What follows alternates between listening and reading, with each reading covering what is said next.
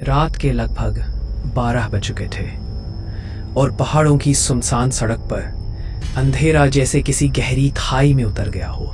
ठंडी हवा धीरे धीरे सरसराती हुई अपनी ही कोई रहस्यमय कहानी कह रही थी। चारों तरफ सन्नाटा, जैसे समय भी ठहर गया हो। उस रात शौर्य अकेला बाइक चलाते हुए निशिवन घाटी की तरफ जा रहा था। कहते हैं इस घाटी में एक प्राचीन राक्षसी आत्मा भटकती है और अगर कोई उसकी आवाज सुनकर पीछे मुड़कर देख ले तो वो इंसान कभी वापस नहीं लौटता। शौर्य ने कैमरा ऑन किया और धीरे से कहा, मैं आज रात इस कहानी का सच रिकॉर्ड करूंगा।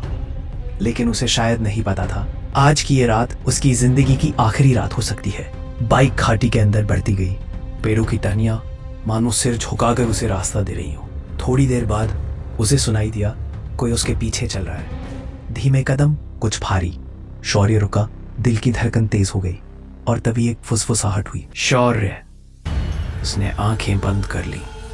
उसके कानों में जैसे किसी ठंडी सांस की नमी उतर रही थी। आवाज फिर आई, क्यों नहीं देख रहे शौर्य? अब आवाज और पास थी और वो सब भूलकर आहिस्ता से पीछे पलट गया। चंद कदम दूर एक सफेद आकृति खड़ी थी, लंबे बाल, चेहरा ढका हुआ। धीरे धीरे वो आकृति ऊपर उठने लगी और हवा में तैरती हुई शौर्य के पास आने लगी। उसने कांपती आवाज में पूछा, तुम कौन हो? उस स्त्री ने जवाब दिया, मैं वही हूं जिसकी कथा सदियों से सुनाई जाती है। मेरा नाम कभी निशिका था। मैं दैत्य कुंड की हूं। देवताओं ने मुझे श्राप दिया था कि मैं रात के अंतिम पहर घूमती रहूंगी और अगर कोई इंसान मेरी ओर मुड़कर देख ले तो उसका शरीर मेरा घर बन जाएगा। इतना बोलकर वो आकृति गायब हो गई। अगले ही पल पीछे से आवाज आई, मैं यहां हूं। शौर्य ने घबरा कर पीछे देखा। उसके सामने एक चेहरा था पर आंखें नहीं, मुंह पूरा काला और उस काले मुंह के अंदर जैसे कोई और छाया हिल रही हो। शौर्य चिल्लाया। सुबह पुलिस को घाटी में एक टूटी बाइक मिली और एक कैमरा। कैमरे में बस एक आखिरी आवाज रिकॉर्ड थी, कृपया मुझ पर मत देखो, कृपया। और फिर एक और आवाज सुनाई थी, अब तुम यहां से लौट नहीं सकते। रिकॉर्डिंग वहीं खत्म हो गई। आज भी ट्रक ड्राइवर कहते हैं, अगर रात के अंधेरे में कोई पीछे से तुम्हारा नाम ले तो कृपया कभी मत पलटना, कभी भी नहीं। कहानी यहीं खत्म नहीं होती। असल में ये तो बस शुरुआत थी, क्योंकि शौर्य की मौत के बाद एक ऐसा राज सामने आने वाला था जिसे लोगों ने सदियों से छुपा कर रखा था। कुछ दिनों बाद शौर्य का कैमरा पुलिस की लेबोरेटरी में भेजा गया। कैमरे में सिर्फ आखिरी क्लिप नहीं थी, उससे पहले की फुटेज भी थी और उसी फुटेज में एक और आवाज रिकॉर्ड मिली। एक स्त्री की बहुत हल्की आवाज जो कह रही थी, तुम अकेले नहीं हो शौर्य, कोई तुम्हारे साथ सफर कर रहा है। पुलिस ने कैमरा प्ले किया। स्क्रीन पर सड़क का अंधेरा दिख रहा था, लेकिन बैकग्राउंड में फुसफुसाहट साफ सुनाई दे रही थी, कभी बहुत नजदीक से, कभी दूर पहाड़ों के पीछे से। पुलिस को लगा शायद हवा की आवाज है, लेकिन फिर एक वाक्य सुनाई दिया, निशिका अकेले नहीं है। किसी ने बहुत धीरे से कहा था, निशिका अकेली नहीं है। रिपोर्ट में इतना ही लिखा गया, कोई असाधारण चीज नहीं। लेकिन कुछ हफ्ते बाद ठीक उसी सड़क पर एक ट्रक ड्राइवर की मौत हुई। उसके ट्रक का हॉर्न लगातार बजता रहा, जैसे किसी ने जानबूझकर दबा रखा हो। लोग दौड़कर पहुंचे। ड्राइवर सीट पर बेजान पड़ा था, आंखें खुली हुई, चेहरा डर से जमे हुए। लेकिन असली डर तो तब पैदा हुआ जब लोगों ने देखा कि ड्राइवर की सीट के पीछे सफेद साड़ी का एक छोटा कपड़ा कीचड़ में लिपटा हुआ पड़ा है और उस पर पुरानी लिपि में कुछ लिखा था। लोगों ने शब्द पहचानने की कोशिश की। किसी बुजुर्ग पुजारी को बुलाया गया।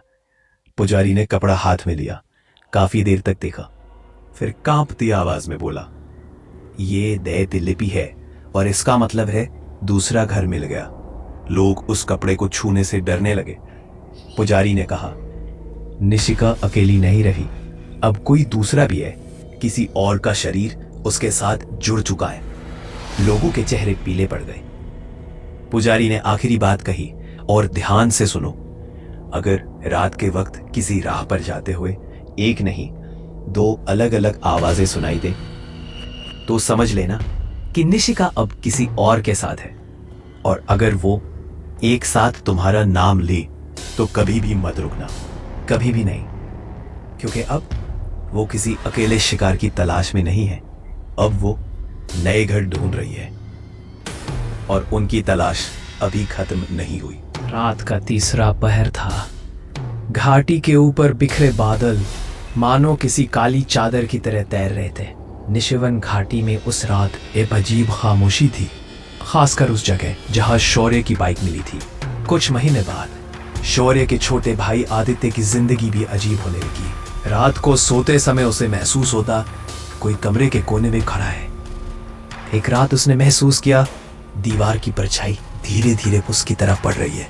आदित्य ने सोचा शायद सपना है, लेकिन सुबह जब वो उठा उसकी गर्दन पर लंबे नाखून का निशान था, मानो किसी ने रात पर उसकी गर्दन को पकड़े रखा हो। उसी रात आदित्य अपनी माँ के कमरे में गया।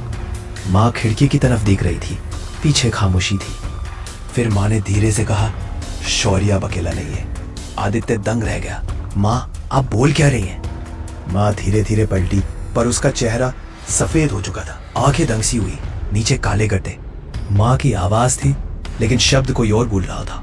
निशिका ने दूसरा घर ढूंढ लिया है, और अगले ही पल माँ बेहोश होकर गिर पड़ी। डॉक्टर ने कहा शॉक, लेकिन आदित्य ने माँ के बेहोश शरीर की कलाई पर कुछ लिखा हुआ देखा, जैसे कोई जलते कोयले से लिखा गया हो।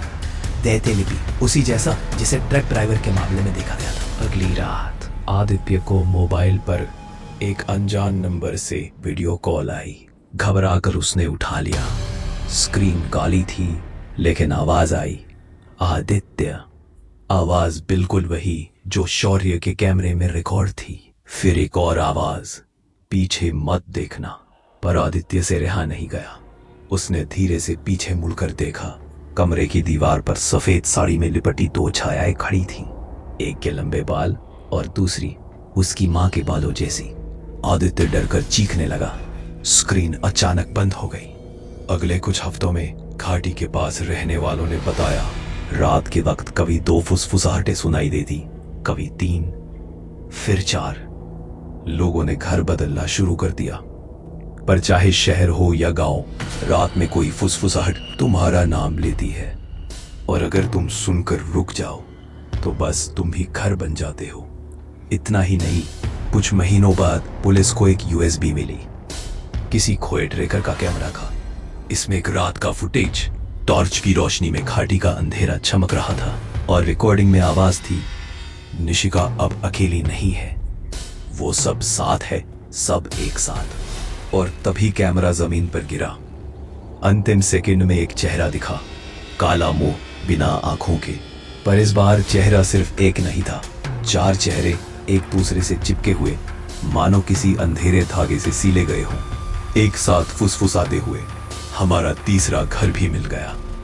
लोग अब कहते हैं, अगर रात को तुम्हें 2 आवाजें बुलाए, भाग जाओ। लेकिन अगर 3 आवाजें बुलाए, समझ जाओ, निशिका अब तुम्हें देख रही है। और अगर 4 आवाजें सुनाई दे, समझ लेना, तुम्हारा नाम किसी दैत्य की लिपि में पहले ही लिखा जा चुका है। कहानी अभी भी खत्म नहीं हुई, क्योंकि ये सब तो सिर्फ शुरुआत थी। असल राज तो अभी सामने आना बाकी है कि दैत्य कुंथले निशिका को अकेला शाप नहीं दिया था, बल्कि 4 और आत्माओं को जागने का आदेश मिला था।